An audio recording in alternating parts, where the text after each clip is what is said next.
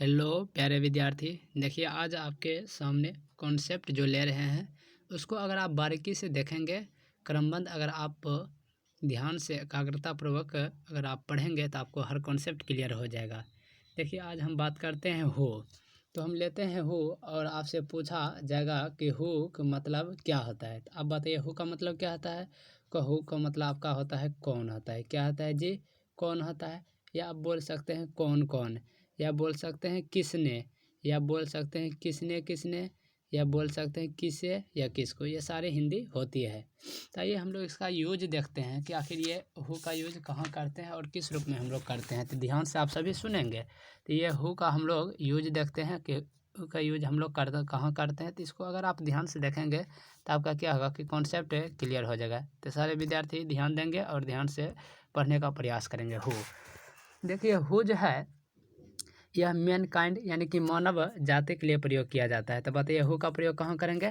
तो मानव जाति के लिए प्रयोग। यह नॉमिनेटिव केस में है, यानी कि हु को हम लोग सब्जेक्टिव केस भी कहते हैं, यानी कि यह सब्जेक्ट बनता है। यह हम लोग नॉमिनेटिव केस कह सकते हैं। यह जिस सेंटेंस में आते हैं उस सेंटेंस के सब्जेक्ट को खोजता है, यह सब्जेक्ट को तलाशता है। तो हु जब सेंटेंस में आता है तो अलग से कोई सब्जेक्ट नहीं आता है, क्योंकि यानी कि खुद सब्जेक्ट की भूमिका में होता है। तो इसका स्ट्रक्चर क्या हो जाएगा। तो ये बताइए इसका स्ट्रक्चर क्या हो जाएगा। आप सभी ध्यान देंगे तो इसका स्ट्रक्चर क्या हो जाएगा। सब्जेक्ट ध्यान देंगे, इसका स्ट्रक्चर क्या हो जाएगा। सब विद्यार्थी बताइए, सारे विद्यार्थी आप सभी बताइए। इसका स्ट्रक्चर जो है आपका आ जाएगा, यानी कि सब्जेक्ट प्लस, ध्यान देंगे, subject plus verb plus object के रूप में। यानी कि आप बोल सकते हैं इसका स्ट्रक्चर है, यानी कि who plus subject plus object. तो ये रहेगा आपका ऑब्जेक्ट में रहता है, ठीक ना। जिस तरह से सब्जेक्ट के साथ किसी भी टेंस का वर्ब रह सकता है, उसी तरह से हु के साथ भी किसी भी टेंस का वर्ब रह सकता है। किसको दिक्कत, आगे बढ़िए।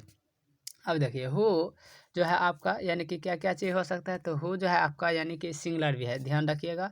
हु जो है आपका यानी कि सिंगुलर भी है, ध्यान रखिएगा। यानी कि हु जो है आपका यानी कि सिंगुलर भी है और आपका प्लुरल भी है। तो ध्यान रखेंगे कि यानी इसलिए हर परिस्थिति के अनुसार यानी हु सिंगुलर जौन पड़े तो इसके साथ सिंगुलर वर्ब लाएंगे, और अगर हु प्लुरल जौन पड़े तो इसके साथ प्लुरल लाएंगे। तो एक बात आप ध्यान रखिएगा, सब्जेक्ट अगर सिंगुलर तो वर्ब भी सिंगुलर, और सब्जेक्ट अगर प्लुरल तो वर्ब भी प्लुरल। अब आपके सामने एक एग्जांपल लगते हैं और इसको आप बारीकी से अगर बनाएंगे तो आपसे बन जाएगा। बहुत ही आसान है। जैसे यहाँ कौन पढ़ता है, हम दे दिए आपके सामने क्वेश्चन, यानी कि यहाँ कौन पढ़ता है। ध्यान देंगे, यहाँ कौन पढ़ता है। तो आप सभी भी बनाएंगे यहाँ कौन पढ़ता है। तो आप बताइए कैसे बनाएगा। आपको अभी जस्ट स्ट्रक्चर हम बता दिए हैं। तो बताइए क्या आ जाएगा आपका, यानी कि इंग्लिश हम लोग क्या बनाएंगे बताइए। इंग्लिश आपका क्या आ जाएगा, हु।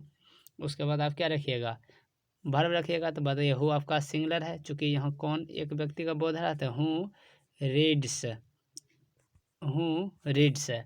उसके बाद यहाँ का इंग्लिश क्या आ जाएगा, हेयर, HERE। उसके बाद क्वेश्चन मार्क लगाना। तो ये आपका आ गया इंग्लिश। अब नेक्स्ट जैसे क्वेश्चन लेते हैं आपके सामने स्क्रीन पर देखिए। जैसे हम बोल दिए यहाँ कौन कौन पढ़ते हैं। अब देखिए आपके सामने ले लिए हम क्वेश्चन, यहाँ कौन कौन पढ़ते हैं। तो बताइए यहाँ कौन कौन पढ़ते हैं। अब आप ही बताइए यहाँ कौन कौन 2 बार दे दिए, कौन कौन कितने बार है, 2 बार है।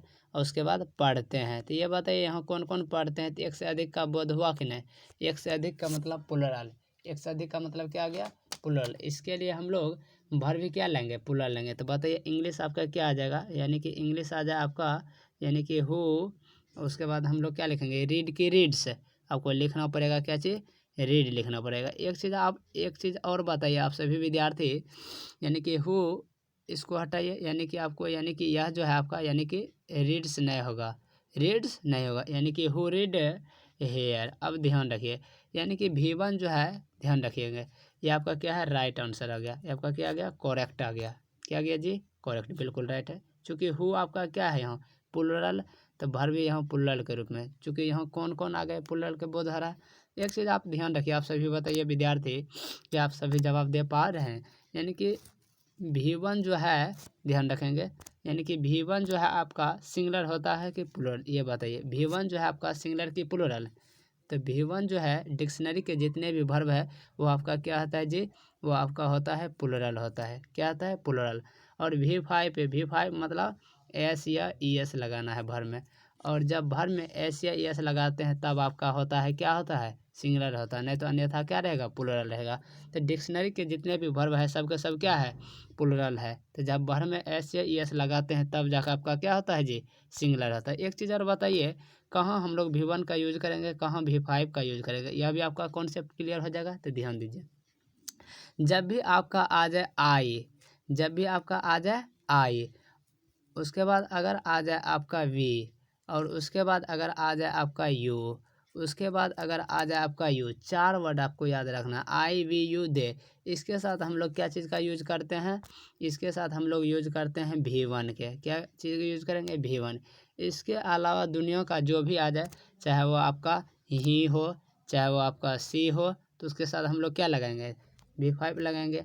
चाहे ही हो, चाहे सी हो, चाहे इट हो, चाहे कोई भी आपका यानी कि नाम आ जाए, कोई भी आपका नाम रहे सिंगुलर में रहे, तो बताइए आई वी यू दे, चार को छोड़ के ही सी इट नेम, कोई भी नाम सिंगुलर में होना चाहिए। क्या चीज़ में? सिंगुलर में होना चाहिए। तो बोलिए इसके साथ हम लोग क्या चीज़ का प्रयोग करेंगे? तो इसके साथ हम लोग प्रयोग करेंगे क्या चीज़? V5 का यूज करेंगे। क्या चीज़ का यूज करेंगे डियर स्टूडेंट्स? V5 का। यानी कि एस या ES भर में लगाना पड़ेगा आपको, एस या ES लगाना पड़ेगा। जब एस या ES लगाएंगे तो तब आपका सिंगुलर होगा, चूँकि ही सिंगुलर है, सी सिंगुलर है, कोई भी नाम एक रहते सिंगुलर, इसके साथ आपको एस या ES लगाना है। इस तरह से आपका कॉन्सेप्ट ये क्लियर हो गया होगा। तो हम लोग हु का यूज देख लिए, और नेक्स्ट हम लोग क्वेश्चन लेते हैं, एक दो और बनाने का प्रयास कीजिए आप सभी। जैसे हम बोल दिए कौन आ रहा है, तो कौन आ रहा था यानी कि क्या जगह बताइए? हु। कौन आ रहा है तो आपका इंग्लिश क्या जगह बताइए आप सभी विद्यार्थी? कौन आ रहा था यानी कि इंग्लिश आप क्या बनेंगे? Who is coming.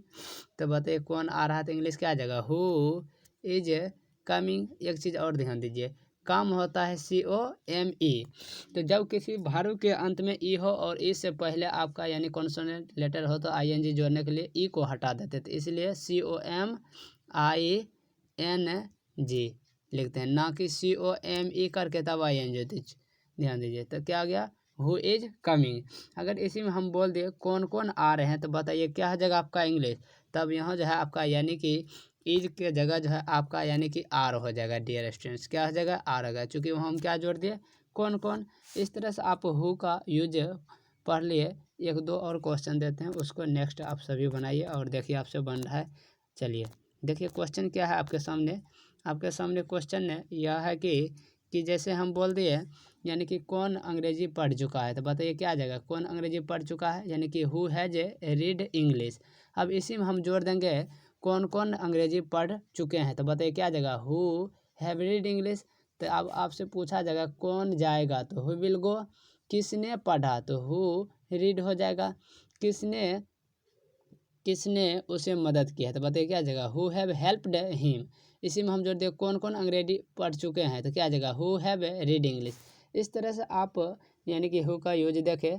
हम लोग नेक्स्ट वीडियो में आगे क्लास से देखेंगे, तब तक के लिए यहीं तक। जय हिंद। अगर आप अंग्रेजी सीख पा रहे हैं तो आप एक दूसरे बच्चे को भी सीखने के लिए प्रेरित करिए। मिलेंगे नेक्स्ट वीडियो में, तब तक के लिए जय हिंद, जय भारत।